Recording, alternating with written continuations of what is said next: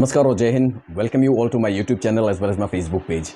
Today's video is going to be very much important for Political Science Class 12 and MA Political Science and all sorts of competitive examinations where even it is important for the aspirants of NAT, SLAT because the environmental issues like Kyoto Protocol, Montreal Protocol and many other protocols, why these things happened when it was ratified by the different countries, when it took place, the Rio summit, all these things are very much important for all kind of examinations, especially in the competitive examinations of the higher level as well. Even it is very much helpful for the students, those who are going to appear the Assam TET 2023.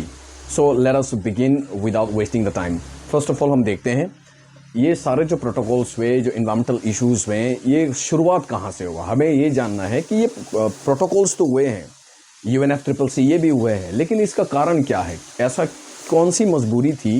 The world leaders have to come forward and इस प्रकार के जो protocols हैं या फिर इस प्रकार के जो कन्वेंशंस हैं, इसको बनाया गया और साइन किया गया, इसको सभी कंट्रीज साथ आए। ऐसी कौन सी चिंता थी, तो चिंता शुरुआत कहाँ से हुई, कैसे बिगिनिंग हुई। तो हम सबसे पहले देखते हैं वो कारण, these the provisions, the factors that are responsible behind bringing all the leaders of the world together in a stage where they can set some protocols, where they can set some conventions for a healthy tomorrow. तो सबसे पहले हम देखते हैं उन कारणों को, जिन कारणों के कारण ये एक एक करके सारा प्रोटोकॉल्स है, ये कन्वेंशंस वगैरह हुए। तो सबसे पहले हम देखते हैं, क्योंकि सबसे ग्रोइंग इशू क्या था, कल्टिवेबल एरिया, जो कल्टिवेबल एरिया वो एक्सपांडिंग नहीं हो रहा था, यानी एग्रीकल्चरल सेक्टर वो एक्सपांड नहीं हो रहा था। और पॉपुलेशन राइज के कारण when the population grows rapidly, so need for the food supply, यानी जो खाद्य वस्तु है उसका डिमांड बढ़ जाता है, लेकिन ज़मीन तो बड़ी नहीं हो रही है हर साल। तो प्रोडक्शन को इंक्रीज करने के लिए वही केमिकल फर्टिलाइजर्स आर यूज्ड, जिससे क्या हो रहा है, जो नेचुरल फर्टिलिटी है सॉइल का जो कुदरती रोज जो एक उपजाऊ ज़मीन जो थी, वो सारा धीरे धीरे बैरन हो रहा था, वो बर्बाद हो रहा था। The fertility of the soil was one of the biggest cause, क्योंकि पॉपुलेशन ग्रोथ के नीड को पूरा करने के लिए क्या करना पड़ा, केमिकल फर्टिलाइजर्स। उन केमिकल फर्टिलाइजर्स यूज़ करने के बाद क्या हो रहा है, एग्रीकल्चरल सेक्टर जो सबसे सेफेस्ट सेक्टर था वही सबसे ज़्यादा खराब होने लगा। ये एक बिगेस्ट प्रॉब्लम एंड चैलेंज जो वर्ल्ड लीडर्स को नजर आया, नंबर 1। सेकंड, उसके बाद क्या हुआ, तो grass land, the fisheries, the water bodies, ये सारे के सारे that have greatly been affected, बहुत ज़्यादा इफेक्ट हो रहा था, नज़र के सामने दिखाई दे रहा था। वाटर लेवल्स घट रहा था, ओजोन डिप्लेशन तो है ही है, जिसके साथ और भी वाटर लेवल जो सी का, ओशन का, वो बढ़ रहा था। इस प्रकार के चेंजेस आ रहा था, जो क्लाइमेटिक चेंजेस आ रहा था, ये एक बहुत बड़ा चेतावनी और वार्निंग द वर्ल्ड लीडर्स के लिए था।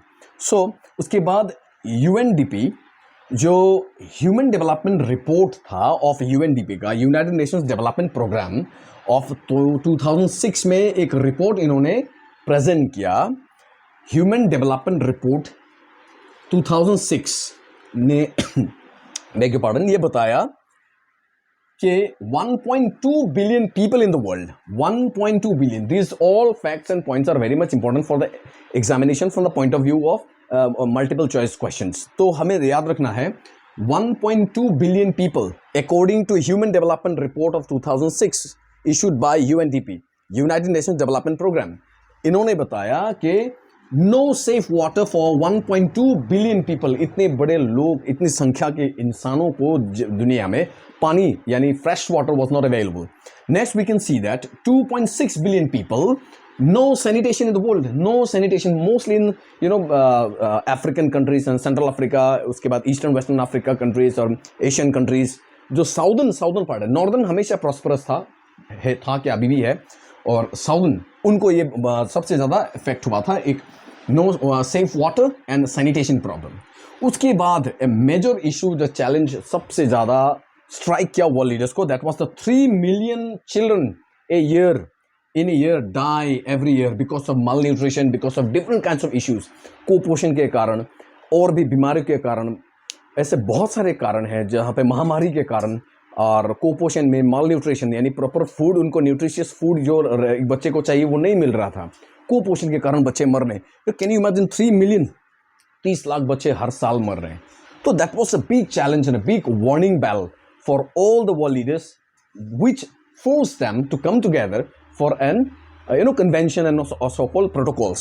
उसके बाद देखते हैं रैपिड डिफोरेस्टेशन एंड डिजर्टिफिकेशन, ये और एक इशू था. डिजर्टिफिकेशन देखिए इंडस्ट्रियलाइजेशन के साथ वर्ल्ड लीडर्स इंडस्ट्रियलाइजेशन को इतना आगे बढ़ा रहे थे कि इन्होंने कभी ये नहीं सोचा कि this development, industrial development is against the Mankind and against the entire biodiversity.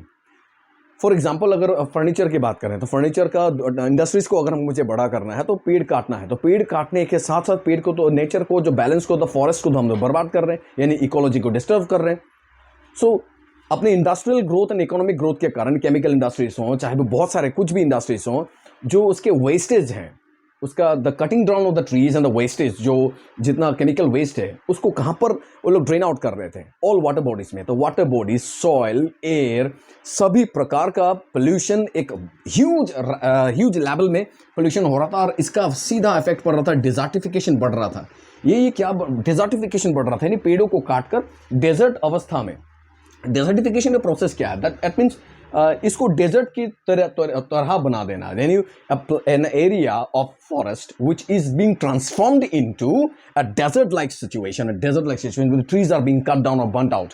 जब पेड़ों को काटा जाता है, जंगलों को जला दिया जाता है, जलाकर इंडस्ट्रियलाइजेशन के लिए इनका शोषण किया जाता है, the excessive use of the natural resources, प्राकृतिक संपदों का बहुत ज्यादा जब एक्सेसिव रूप में यूज किया जाता है तब ये हालात पैदा होता है. डिफोरेस्टेशन, पेड़ काटना, जो हमें बच्चे से हम सीख के आ रहे हैं, हर छोटे क्लासेस में मिलता है, ये बहुत एक मेजर इशू था क्या है, और यही डिजर्टिफिकेशन को बढ़ा रहा था. डिजर्टिफिकेशन नहीं, वहीं पर फिर सूखा, पानी नहीं, बारिश नहीं, भूखमरी, no cultivation, तो agriculture will be also affected. So all are connected to that. तो ये बहुत rapidly grow हो रहा था.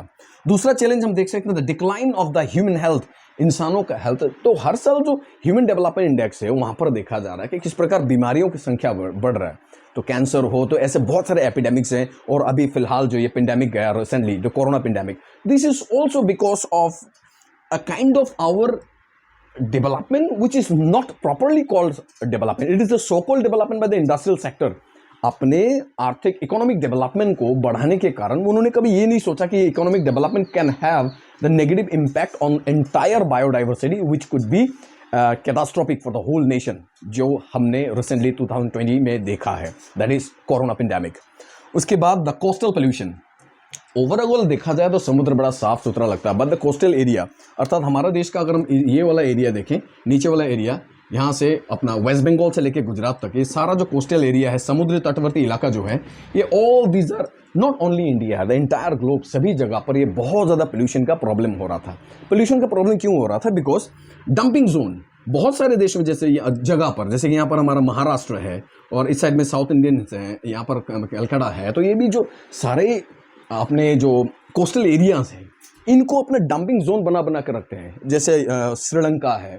तो और एक बड़ी बात है, जब वर्ल्ड का देखा जाए तो ये डिवाइड कर दें नॉर्थ एंड साउथ में, ऐसे बहुत सारे नॉर्दर्न कंट्रीज के, रिच कंट्रीज के जो वेस्ट मटेरियल्स हैं, ये साउदर्न पार्ट के आकर, या फिर नॉर्दर्न के भी जो साउथ एशियन उन कंट्रीज के छोटे छोटे कंट्रीज में कचरा को डंप करने का जगह बना कर रखा है, क्योंकि अब डंपिंग करने का उनको पैसा भी मिलते हैं.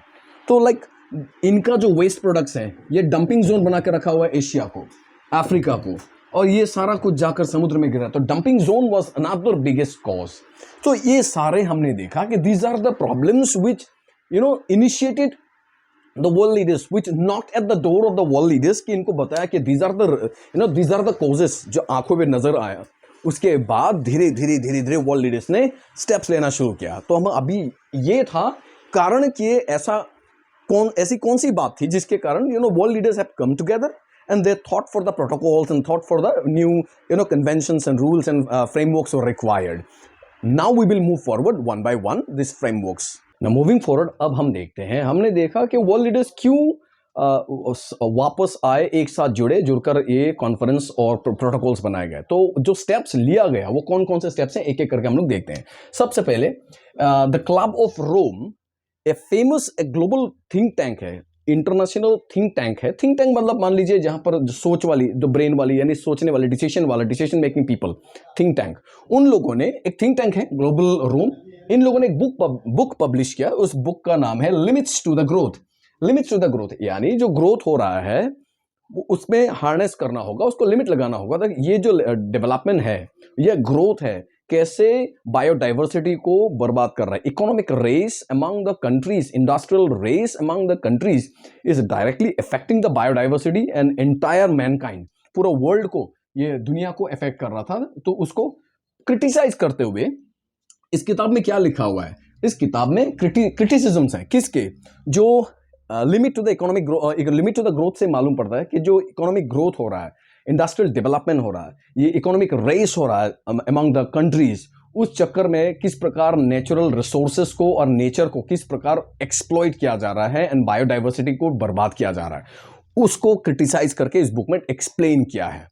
मूविंग फॉरवर्ड, ये इस बुक ने बहुत ज्यादा अवेयरनेस स्प्रेड किया among the people, among the world leaders, among many countries of the world, जो then they realise they should come together for an international something like conference और protocols, जो कि देश को और दुनिया को और एंटायर मैनकाइंड को, ग्लोब को इस आपदा से बचाएं। Now moving forward, can say फिर UN environment programme, that is UNEP, that was also held because economic growth among or of the different countries, every country takes the different responsibilities, but one leader, one country cannot solve this global issue of entire world। दुनिया के सारे ये environmental issues है एक leader नहीं कर सकता। So all leaders have to come together. इसके लिए एक कॉन्फ्रेंस, एक international conference was held. That conference was required to make the world leaders realise that one individual nation और one world leader cannot solve the entire biodiversity problem that is created by the different countries of the world. So everyone has to come together. उसके लिए UN programs held in international conference for the coordination of all the leaders, coordination of all the nations, mostly the western countries, western and the northern hemisphere के ऊपर जितने European countries हैं and America हो, इस प्रकार का जो North America, they were mostly responsible for, because economic growth and development उनमें ही ज्यादा है था, उन लोगों ने ही ज्यादा किया था। तो इसको हम लोग आगे डिटेल्स में पढ़ेंगे। Now moving forward, very important part, the Stockholm conference. उससे पहले हमारा जरूरी है कि जो क्लब ऑफ रोम जो बुक पब्लिश की थी, उस बुक का नाम क्या है, लिमिट्स टू द ग्रोथ। तो कभी कभी उल्टा भी हो सकता है फ्रॉम एमसीक्यू के लिए, लिमिट्स टू द ग्रोथ ये किसने पब्लिश की, तो it's a club of Rome. Moving forward, Stockholm Conference, very important. It was held in Sweden, Stockholm, Sweden, June 1972 को। 1972 को एक डेट हम याद रख सकते हैं। 1972 में हमारे इंडिया में बहुत सारे नॉर्थ ईस्ट स्टेट्स में specially states creation and division बहुत ज़्यादा हुआ था। असम का डिवीजन बहुत ज़्यादा हुआ था। तो उसी स्टॉकहोम कॉन्फ्रेंस में very important question, in which conference, when and where the 5th June is declared as World Environment Day on in this conference। 5th June को हर साल जो हम Environment Day मनाते हैं, वो Environment Day इस Stockholm Conference पे डिसाइड किया गया कि let us choose a date so that the awareness can be spread among the globe, among the people, among the countries of the world about the protection, conservation of biodiversity. तो 5th जून का declaration कहां पर हुआ, Stockholm conference कब हुआ, जून 1972। कहां पर है ये, स्टॉकहोम पे है, कहां पर, स्वीडन में है ये। So moving forward, UN conference on environment and development, UN conference on environment and development, Rio de Janeiro. ये एक बहुत कॉमन है, जहां पर जीसस का एक बहुत बड़ा स्टेचू है ऐसे करके, उस जहां पर रियो, ब्राजील में है ये।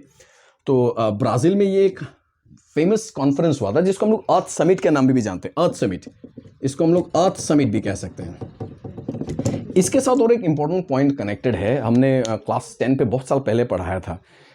एक जापानीज लड़की है सेवन सुजुकी, उसके साथ उसके और 3 फ्रेंड्स थे, Michel quick, Murlen गिजलर and Vanessa सुती। ये सभी ने क्या किया, ये करीबन 12-13 साल के बच्चे हैं। They are from seven Suzuki is a Japanese origin, Canadian girl. She was in Vancouver Canada. From there she started collecting money. उसने अपने दोस्तों के साथ पैसा कलेक्शन करके इस कॉन्फ्रेंस पे 1992 रियो द जेनेरो पे वहां पर पहुंची. जाकर उसने ऐसा स्पीच दिया जो speech became very much popular, and that was the beginning of eco club, that is called environmental children's organization.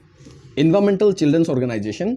तो she represented herself as the member of the founder of the environmental children organization. वो बड़ा एक impact था world leaders के में. वहाँ पर बहुत सारे वर्ल्ड लीडर्स कौन कौन थे, लाइक वेरी इंपॉर्टेंट, जरूरी है कि 170 कंट्री के वहाँ का रिप्रेजेंटेटिव्स थे. वहाँ पर कंट्री के सारे रिप्रेजेंटेटिव वर्ल्ड लीडर्स वहाँ पर थे. और एनजीओ था, मल्टीनेशनल कंपनीज, बड़े बड़े कंपनीज वहाँ पर थी.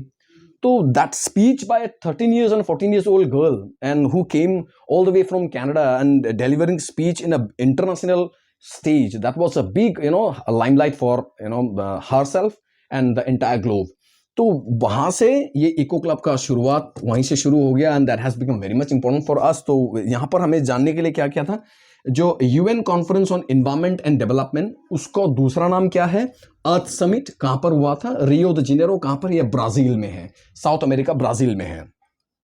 तो वहां पर जापानीज लड़की सेवन सुजुकी और उसके अपने दोस्तों के साथ वेनेसा सुथी, मिशेल क्विग, मिसलिन गिजलर, इन सभी के साथ कलेक्शन करके वहां जाकर उन्होंने जो स्पीच दिया, that speech has become a big, made her very much famous and popular throughout the world. And वो represent किसको किया, environmental children's organization. तो these are the facts that we have to remember. तो एक बहुत बड़ा कदम उठाया गया 1992 में. वो it is also connected with the other conventions we will go through.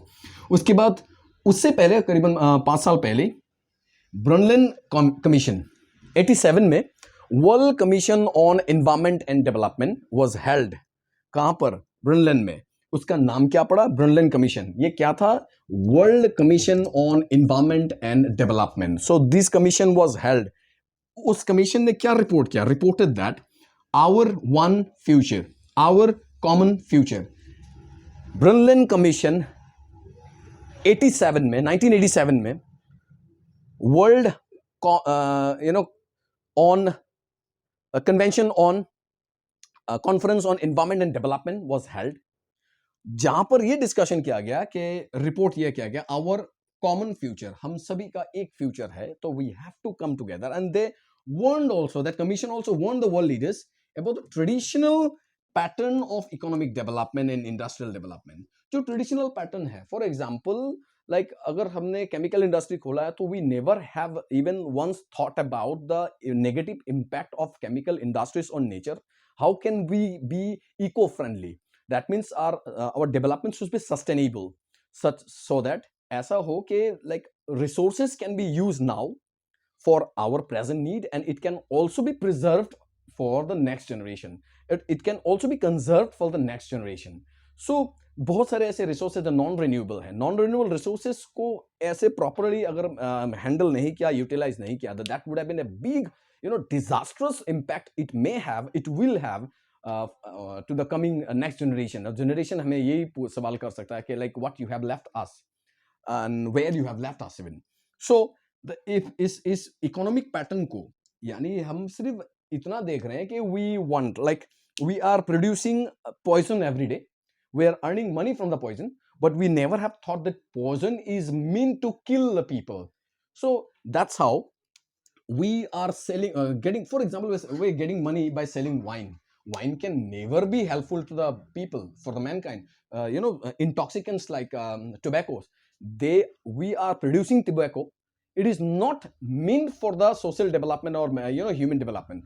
This is simply the destruction of the mankind, but it is being used, and it is used for the economic development. So our traditional pattern, that means our पुराना तरीका से जो पारंपरिक रूप से जो चला आ रहा था, the pattern was wrong. The pattern was only meant for the economic growth. So we have to understand the difference between the growth and development. Growth is the increase in number, and development is the qualitative growth, you can say, qualitative impact. ये है quantitative, ये qualitative. संख्या बढ़े, population बढ़ रहा, that is growth. But वो population शिक्षित है, properly trained है, तो वो development है. घर में 5 बच्चा है तो दैट इज ग्रोथ, 5 में से 2 डॉक्टर बन गया या इंजीनियर बन गया तो that is development.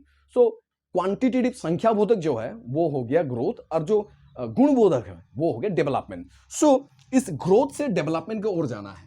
So that's wow the main objectives of the different world leaders, and so what we have seen that these were the steps taken। And उसके बाद यहां से हमको अभी रियो कॉन्फ्रेंस से हमें समझना है, रियो द जेनेरो ब्राजील के, वहां से हमको आगे समझना है ये क्योटो प्रोटोकॉल कहां से आया, उसके बाद UNFCCC वो क्या है, उसको आगे हम देखते हैं। Now in brief we will see that agenda 21 क्या है।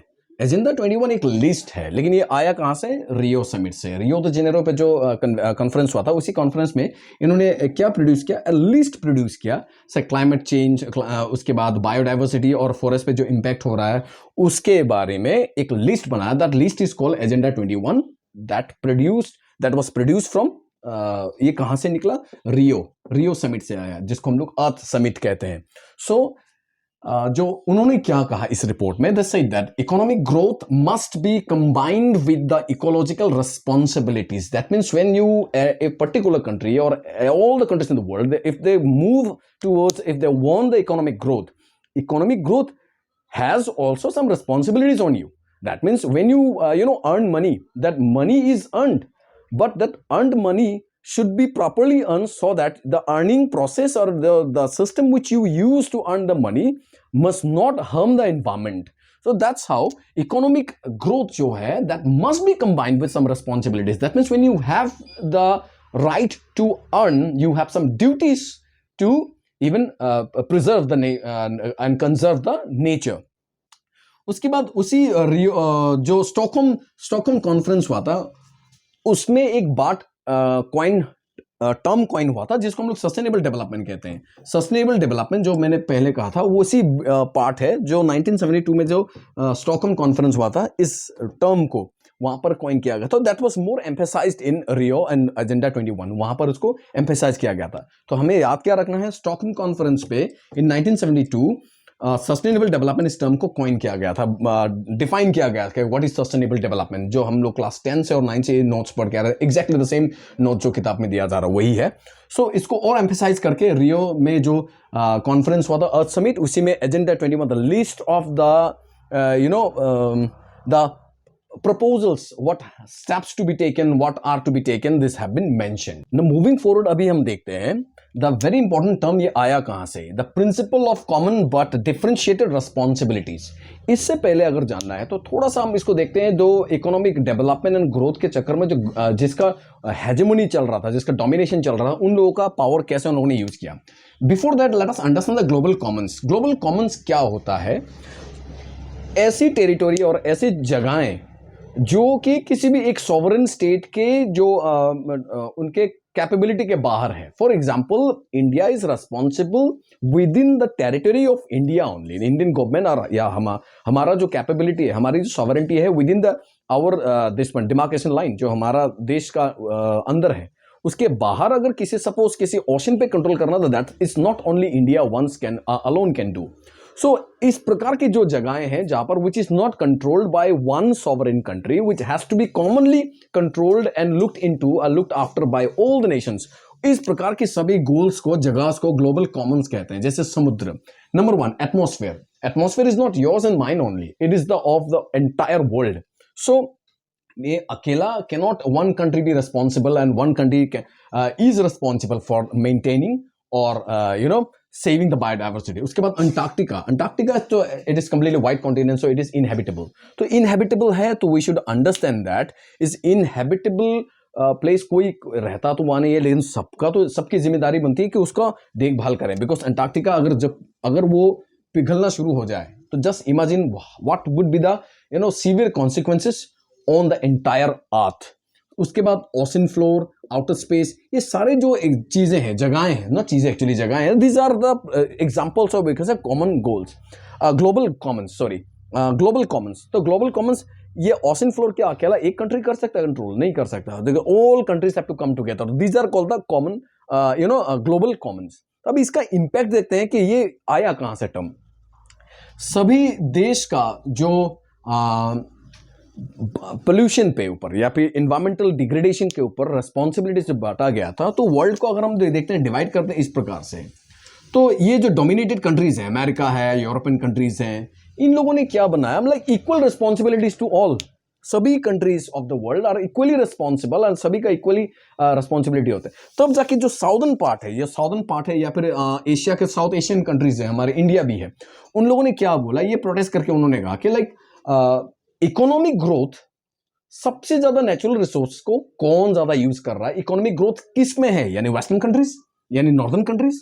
तो अगर आप ज्यादा यूटिलाइज कर रहे हो तो रिस्पॉन्सिबिलिटी भी आपकी ज्यादा बनती है। इन देशों में सपोज तब की बात है ना, अभी हमारे इंडियन इकोनॉमी बेटर है, लेकिन तब की अगर कंडीशन देखा जाए तो हमारा साउथ ईस्ट एशियन कंट्रीज, उसके बाद यहाँ पर South America, Africa, these countries were like they are least responsible for this kind. Why? Because economic growth and development और एक्टिविटी सबसे ज्यादा इन देशों में हो रहा था, वहां पर नॉर्दर्न। तो अगर तो आप यूटिलाइज कर रहे हो लेकिन रिस्पॉन्सिबिलिटी किसी और की, दैट वाज नॉट डन। तब जाकर ये ग्लोबल कॉमन्स के ऊपर डिस्कशन करने के बाद no agreements were sign. No अभी एग्रीमेंट कौन सा है? सो 1959 द अंटार्कटिक ट्रीटी, उसके बाद the Montreal protocol of 87, then came 1991 Antarctic environment protocol. ये 3 प्रोटोकॉल बने और ये डिसाइड किया गया 1992 में, जो अभी हमने देखा था रियो द जेनेरो पे जो हुआ था अर्थ समिट, वहां पर एक बना है कॉन्फ्रेंस जिसको कहते हैं UNFCCC, United Nations framework convention on climate change, United Nations framework convention on climate change. Now यहां पर ये डिक्लेयर किया गया, ये बताया गया, क्या बोले उन लोगों ने कि on the basis of equity and in accordance with their common but differentiated responsibilities and respective capabilities। तब ये बांटा गया है, डिसाइड किया गया कि लाइक कॉमन है but there are responsibilities should be differentiated depending upon the utilization of the resources and the economic activities which is done। तब होगा according to their respective capabilities। तो ये कहां पर डिसाइड किया गया? 1992 UNFCCC है क्या? United Nations framework convention on climate change. Climate change को हार्नेस करने के लिए, कंट्रोल करने के लिए ये डिसीजन लिया गया। तो अभी हम इन प्रोटोकॉल्स के बारे में थोड़ा समझेंगे। उससे पहले फिर हम समझते हैं कि ग्लोबल कॉमन्स ये ऐसे एरिया हैं जो सभी के कंट्रोल में, एक के कंट्रोल में नहीं, सभी मिलकर करना होगा। This are called the common global commons. And तब जाकर ये UNFCCC ने ये प्रिंसिपल दिया था, principle of common but differentiated responsibilities. यहां से ये टर्म को चेंज करके बताया कि लाइक वेस्टर्न कंट्रीज का जो डोमिनेशन था, जो यूरोपियन एंड अमेरिकन, इन कंट्रीज का जो डोमिनेशन था, like we are utilizing the natural resources but responsibilities of to the conservation of the resources are in the nature goes to everyone equally. जबकि southern जो इस side के अर्थ के जो साउदर्न पार्ट ऑफ कंट्रीज है, they are almost like they hardly use, जिस प्रकार की इनकी इकोनॉमिक ग्रोथ थी तब। नाउ वी कैन सी, अभी हम आगे बढ़ के इन लोगों को देखते हैं, ये चीज क्या, मॉन्ट्रियल, उसका अंटार्कटिका, उसके बाद अंटार्कटिक ट्रीटी, ये क्या है अभी समझते हैं। अभी हम देखते हैं ये प्रोटोकॉल्स वगैरह। 1959 जो अंटार्कटिक ट्रीटी है वो क्या है, फिर मॉन्ट्रियल प्रोटोकॉल, उसके बाद अंटार्कटिक प्रोटोकॉल, ये सारे प्रोटोकॉल को एक एक करके देखते हैं। सबसे पहले देखते हैं 1959 पे, हमें डेट भी याद रखना है for the examination point of view. 1959 पे द अंटार्कटिक ट्रीटी पे क्या हुआ था? This treaty it's an international treaty, obviously all the countries come together. ये प्रोहिबिट करता है any military base establishment, that mean establishment of any kind of military base Antarctica में किसी भी प्रकार का मिलिट्री बेस बनाना कोई कंट्री नहीं कर सकता। And carrying out any military manoeuvres और टेस्टिंग ऑफ वेपन्स, वहां पर वेपन टेस्टिंग, जैसे कि बहुत सारे न्यूक्लियर बॉम्ब्स, इस प्रकार का टेस्टिंग अगर वहां पर होता है तो उसका impact you can be catastrophic and most menacing to the entire mankind. Just imagine अगर कोई एक्सप्लोड वहां पर होता है, इस प्रकार का जो बैलिस्टिक मिसाइल्स या फिर बायोलॉजिकल वेपन्स जो भी हैं वो हो, या फिर कोई बड़ा सा एक्सप्लोशन हो, लाइक न्यूक्लियर बॉम्ब टेस्टिंग हो, तो उसका जो एनर्जी प्रोड्यूस होता है, रेडिएशन जो वहाँ से निकलता है, जस्ट इमेजिन कीजिए what would be the negative impact. अगर हीट ज़्यादा जनरेट हो जाए तो आइसबर्ग्स पिघलना शुरू होगा, what would be the impact? You can see the excessive rise of the sea water and ocean water level. So इसको बचाने के लिए द वर्ल्ड लीडर्स ने ट्रीटी साइन किया. उस ट्रीटी का नाम हो गया 1959 द अंटार्कटिक ट्रीटी, जो प्रोहिबिट करता है किसी भी प्रकार का मिलिट्री बेस वहां पर नहीं एस्टेब्लिश कर सकते, वहां पर किसी प्रकार का कोई मिलिट्री मैन्यूवर्स नहीं कर सकते, एक्टिविटीज नहीं कर सकते आप. उसके बाद कोई भी टेस्ट वेपन वहां पर टेस्ट नहीं कर सकते. वेपन फॉर मास डिस्ट्रक्शन जो कहते हैं उसको वहां पर आप किसी भी प्रकार का वेपन वहां पर टेस्ट नहीं कर सकते. उसके बाद चलते हैं Montreal protocol. Montreal protocol, it was also an very important protocol that held in signed in on 16 September 1987. ये डेट बहुत जरूरी है examination point of view. Montreal protocol was signed on 16 September 1987. ये क्या है? ये है एक international treaty which is designed to protect the ozone layer. Ozone layer के रक्षा के लिए ये प्रोटोकॉल साइन किया गया. ओजोन लेयर कैसे वो डिप्लेट होता है, यानी depletion of the ozone layer को कैसे हम बचा सकते हैं, यानी ओजोन लेयर पे उसका जो होल हो रहा है वो कैसे हम उसको प्रोटेक्ट कर सकते हैं for the layer, by phasing out the production of any toxic substances. किसी प्रकार का जो टॉक्सिक सब्सटेंसेस है, जहरीला गैसेस हैं, जो कार्बन डाइऑक्साइड, उसके क्लोरोफ्लोरोकार्बन, इस प्रकार के जो गैसेस हैं, जो ग्रीन हाउस गैसेस हैं, वो प्रोड्यूस होने के कारण ही जो ओजोन लेयर है उसमें डिप्लेशन आ रहा है. इस डिप्लेशन को रोकने के लिए one country can not do anything. Entire global leaders have to come together for the limit of. क्या करना होगा? हमें लिमिट करना होगा, हमें कम करना होगा. किस चीज को? एमिशन को. एमिशन को हमें कंट्रोल करना होगा. क्या एमिशन? वो गैस एमिशन. कौन सा गैस एमिशन? वही जो ग्रीन हाउस गैसेस हैं जो ओजोन लेयर को ओजोन लेयर में डिप्लेशन क्रिएट कर रहा है. That means we have to limit the emission of the different gases which are poisonous and toxic gases. तो very simple. मॉन्ट्रियल प्रोटोकॉल क्या बोल रहा है? Montreal protocol talks about the protection of ozone layer.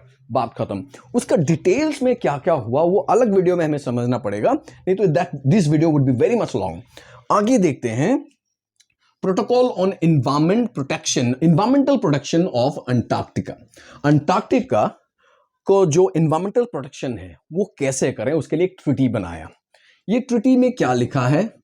ये treaty sign हुआ था Madrid में और अक्टूबर 4, 1991 को, जिसको इंप्लीमेंट किया गया 1998 में.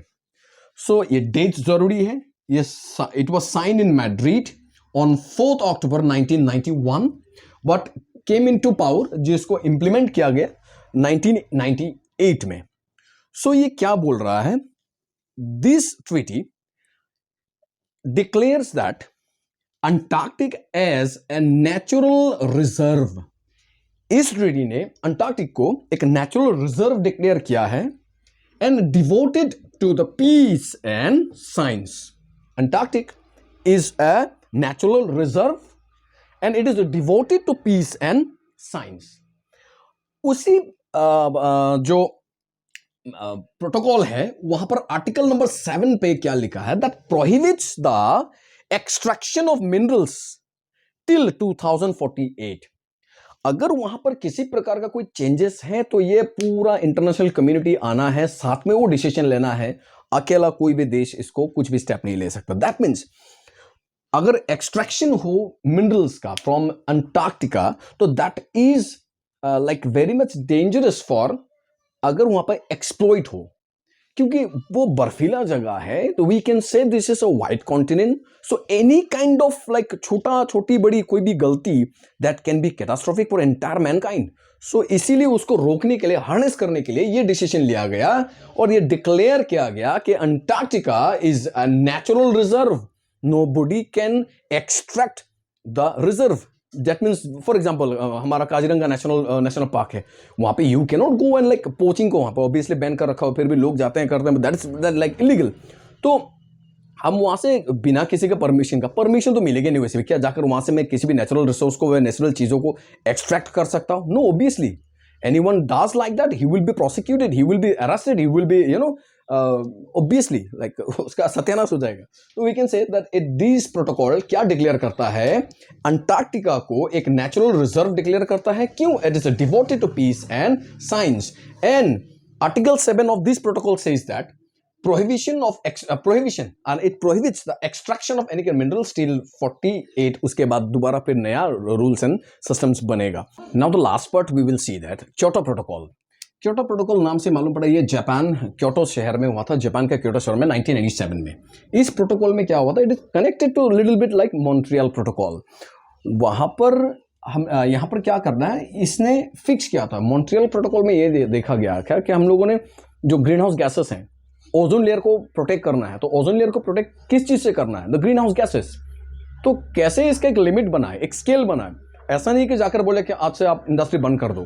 तो वेरी सिंपल, ये ग्रीन हाउस गैस जो है, ग्रीन हाउस एमिशन के ऊपर में एक वो बनाया गया, लाइक कौन कितना percent of green house gas emit कर रहा है उसके ऊपर में. नाउ इट हैज फिक्स्ड, इस प्रोटोकॉल ने फिक्स किया the target for industrial countries. वो सारे कंट्रीज जो इंडस्ट्रियल है, industrial countries to cut their green house emission. Very simple, अपने ग्रीन हाउस एमिशन को लिमिट करना और कम करना, जो ज्यादा हो रहा था उसको कम करना. वो टारगेट सेट करके दिया गया था. अगर वो उस टारगेट को क्रॉस करता था, वहां पे पेनल्टीज लगाया जाता था. वो मिलियन एंड बिलियंस में होता था. सो कनाडा, फिर उसमें एक हमें एक पॉइंट याद रखना होगा. कनाडा एक ऐसा कंट्री है जिसने दिसंबर 2011 में इस क्योटो प्रोटोकॉल से साइन आउट कर लिया, वो बाहर निकल गया. ये Canada quits this protocol in December 2011. ये हमें कंट्री का नाम याद रखना, एडिशनल क्वेश्चंस के लिए बन सकता है. So Kyoto protocol was a protocol held in Kyoto, Japan in 1997 that set the target, that has fixed the target for all the industrial countries for the to limit their emission of greenhouse gases. Green house gas को जितना emission हो रहा है, जितना निकल रहा है, उसको लिमिट करने के लिए. Because green house gases are ultimately responsible for depletion in ozone layer and which can be the most devastating for the entire global and the entire globe and Mankind.